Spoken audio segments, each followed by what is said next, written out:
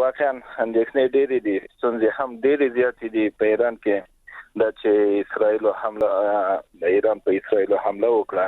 ګنګوسې ډېرې زیاتې وي، دلته هم ستونزې ډېرې وي. دا چې مخکې نه هم افغانان په ستونزو کې ایران کې و لکه ګیر و ستونزې ډېرې وي.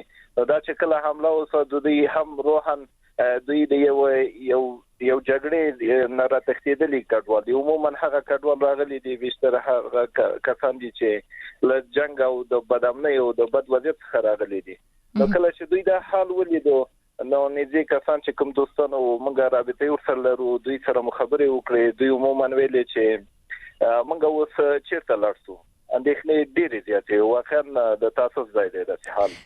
سیفي صاحب امنیتي وضعیت څنګه د ایران کې اصراري حالت خو بنوي یا د افغان کډوال چې دي چرته په چک پوینټونو کې نه درول کیږي تلاشي کیږي نه خوراک څکاک د خوراکي مواد کاروبار باندې اغیز کړی کنه؟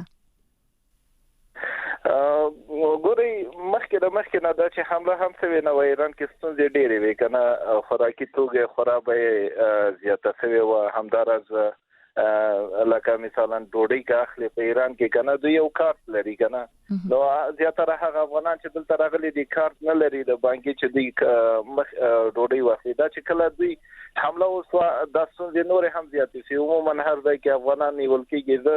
نن خپل شاهد درې هغه افغانانو مچې یعنی دوی فامیلی دلته پاتې شوی دی او دوی نیولې دي دوی لاړ افغانستان ته ولېږل. دا څنګه د مخکې نه هم ډېر وی د دې جنگ سره هم نور هم زیاتې شوي دي. اندېښنې د افغانانو نور هم زیات شوي دي. تاسو ته معلومه ده نړیوال ته چې په ایران کې یونیسیار اصلا کوملاته د افغانانو ملاتړ نه کوي. هیڅ ملاتړ نه افغانان برهمن نه دي دلته. دا خلکو برخورد بیا د خپل ایرانیانو برخورد له افغان کډوالو سره څنګه ده؟ عموما عام خلک چې دي د افغانان سره کوم ستونزه نه لري، مشکل نه لري. که یعنی توانې وسی د خپل شاهد د همداسې یو حال ما چې د خپل داسې یو ځای کې ونیول شوم او همدغه ایراني کوم کس سره چې یعنی ما تعلقات درلودو کار مې ورسره کو نو درا خوشی کړم. عام خلک ستونزې نه لري. عموما مشکلات او ستونزې هم دولت جوړې کړې دي دلته. عام خلک روابط د افغانانو سره ډېر ښه دي.